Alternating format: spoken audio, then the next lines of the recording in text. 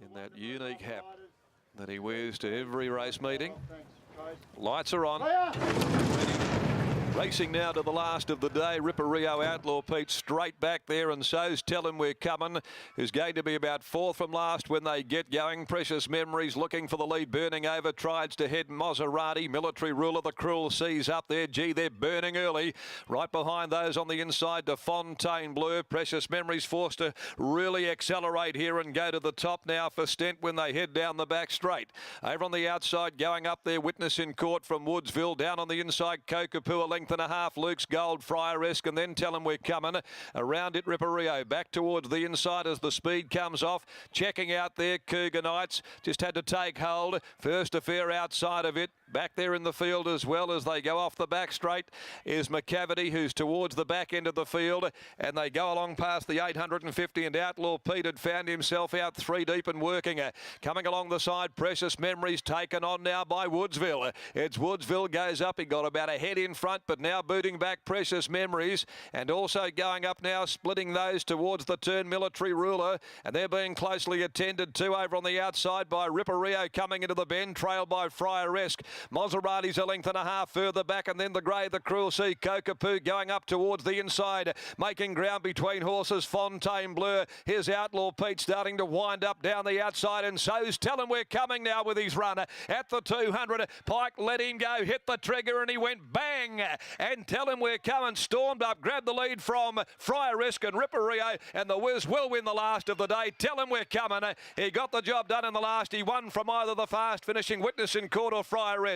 Ripper Rio fourth home down on the inside, but close up. And then Woodsville Kokapoo, who made up ground from the Cruel Sea. Luke's Gold, followed then by Military Ruler.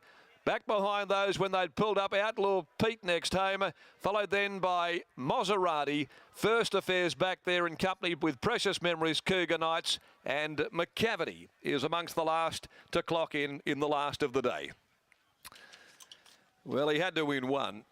Really, a day goes by where the champ doesn't salute, and he saved this one up for the last of the day. 250 into 225, thank you, and has delivered in spades. Tell Him We're Coming. Gets home, takes out the last on the card. Number 10 salutes emphatically. Photo second and third. Witness in Court and Friar-esque. Friar-esque or Witness in Court could go either way. Ripper Rio's run fourth, and the judge now determining second and third, but little between those two. All honours here, though, with Tell Him We're Coming. The Blackfriars gelding out of Bonnie, Grant and Alana Williams. So we're back to square in the Trainers' Premiership between Durant and Team Williams. W. Pike aboard for Elio Jackie, Troy, Chanel Galanti, Frank Arto and Alana Williams as well. And that'll be 5 out of 9 for Tell Him We're Coming. And got to the crown of the course, let down and just blew them apart in the last 150. Friar-esque battled hard. Paul Harvey, another of the Blackfriars, are gelding, and close up as well there in the mix is Witness in Court by Star Witness Andrew Castle for the Brett Pope stable. Here they are. 10 into the frame first. Second, 7. 7 Friar-esque gets second in the photo. 11 Witness in Court third.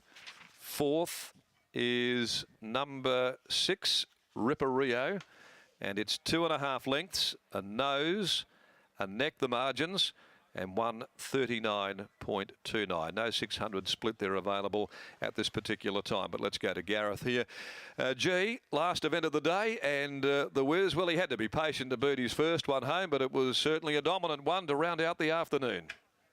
Yeah, that indeed, Macca, and Grant Williams joins us here. That was a good performance. He's come back in really good fashion, this horse. Yeah, it was. Happy birthday to you, Gareth. Thanks, Puffer. Yeah, no, he's got his last 2 starts been really good, and I thought today was exceptionally good because honestly, the way the day was going and that, it was just too hard to make ground. You must have been happy when there was a little bit of pace on up the front, but sure was.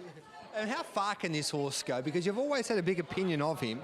But to look at him, he still sort of hasn't matured properly yet, and we haven't really got to the bottom of him. Although, like I said before, we tried the Derby and that, which didn't hurt him, which was a great thing. So I don't know. Hopefully, another couple of runs and make a plan with Elio. Yeah, you tried a Derby trip. What's his best trip, however, in your mind?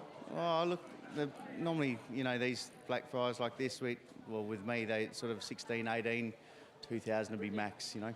We were saying just before this race that we don't really go without Willie Pike or Grant Alana Williams winning a race on a Saturday, and the punters had to wait to the last, but you didn't let them down. It's been a long day. You enjoy a beer. Well done, mate. Thanks, mate. Tough. There we go. There's Grant Williams joining us, and Willie Pike will come back. I know we have to get off air in about a couple of minutes' time, so hopefully we can fit Willie Pike in as he comes back to the winner's circle here after tasting success. And he wasn't going to let the punters down, was he, Brittany? Of course he wasn't, but I do want to ask Willie what exactly happened in some of those concluding stages. He appeared to put his whip in his mouth. So if you do have the Foxtel and press rewinded, I don't know what he was trying to do, maybe perhaps to get a better grip, but he just placed the whip in his mouth, which I've never seen before. So I would like to ask Willie what was happening there. We might have to ask him again because we do have to get out here on Sky Thoroughbred Central because it's quickly approaching 6 o'clock Eastern time. But Brittany, thanks for your time here on at Belmont. Hopefully you're back to winner. And don't wear the same jacket I wear. I thought we had a chat about that. I know, we look the same today, and for those playing at Kalgoorlie tomorrow, Peter Fernie has all 4 runners in the first race, so of course he's going to win. Thank you, Mark. Yeah, what a great day. Material man, superstar. He was a star in the Strickland. Thanks for your company here at Belmont. Hopefully you backed plenty of winners. That wraps up our race day here on Sky Thoroughbred Central. We'll catch you again and do it all again right around the nation here tomorrow.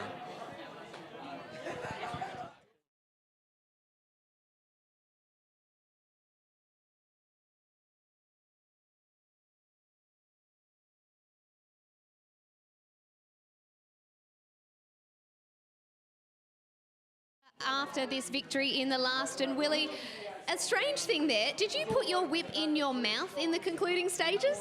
Yes, I did. I got tangled up. Yes, I did put it in my mouth. I had to put it in my mouth, get myself reorganised, and then away we went again. What was going through your head? So you've got tangled up and you thought, how am I going to get out of this? And you've opted just to, have you ever done that before? Just whack the whip in your gob? No, I haven't had to resort to that. I'm normally a little bit better with my reins and that, but today, I don't know exactly what happened, but whatever it was, it worked, and that seemed like the right thing to do, because I know when he does hit the front, he likes to look around, so I was keen to make sure I kept him going, and I did think I'd need it, so, you know, panic situations, desperate measures. It's lucky that you ride so much on instinct, and that was obviously instinct kicking in with what to do. Tell us about the horse. Another terrific victory. Yeah, it was very nice. A very muddling run race.